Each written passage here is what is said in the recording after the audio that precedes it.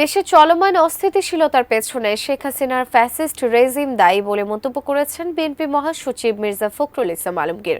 রোববার বিকেলে যুক্তরাষ্ট্র থেকে দেশে ফিরে বিমানবন্দরে এই মন্তব্য করেন তিনি।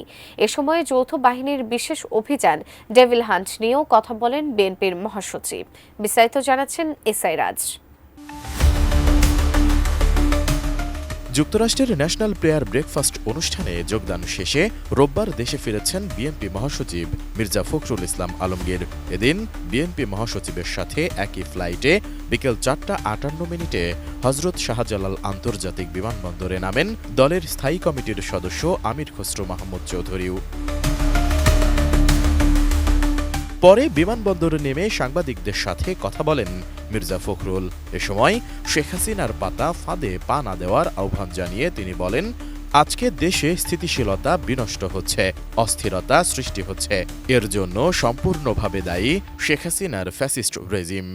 আজকে হাসিনার পাতা ফাঁদে আমরা যেন ফাঁদে পা না দিই। আজকে দেশের স্থিতিশীলতা বিনষ্ট হচ্ছে, অস্থিরতা সৃষ্টি হচ্ছে। এর জন্যে সম্পূর্ণভাবে হাসিনার যে ফ্যাসিস্ট রেজিম ছিল সেই রেজিমই তার জন্য দায়ী। শেকড় থেকে শিখরে।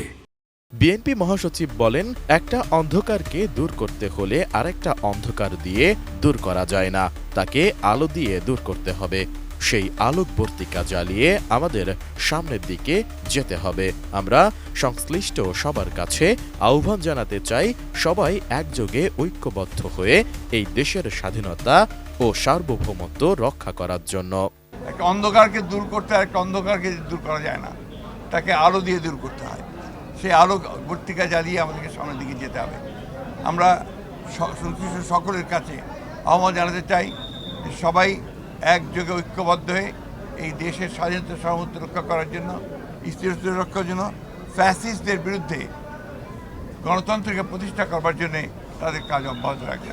যৌথ বাহিনীর অভিযান অপারেশন ডেভিল হান্ট প্রসঙ্গে মির্জা ফখরুল ইসলাম আলমগীর বলেন, ডেভিল বলতে আমরা একটা ফ্যাসিস্টকে জানি। এতদিন পর যৌথ বাহিনীর অভিযান পরিচালনা করাই একটা বোধোদয় হয়েছে। এজন্য অন্তর্বর্তী সরকারকে ধন্যবাদ জানান তিনি। এ সময় বেগম খালেদা জিয়া কেমন আছেন, যুক্তরাষ্ট্রে তার চিকিৎসা হবে কিনা সাংবাদিকদের এমন প্রশ্নের জবাবে মির্জা ফখরুল বলেন, তিনি ভালো আছেন, ট্রিটমেন্ট চলছে। যুক্তরাষ্ট্র সফর প্রসঙ্গে মির্জা ফখরুল বলেন, এবারের সফর সফল হয়েছে, আর যে উদ্দেশ্যে গিয়েছিলাম তাও সফল হয়েছে।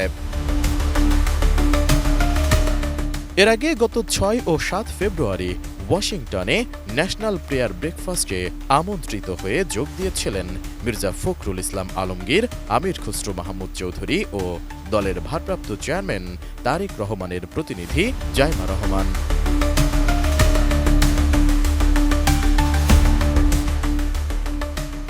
রহমান। এসআই রাজ, এটিএন নিউজ, ঢাকা।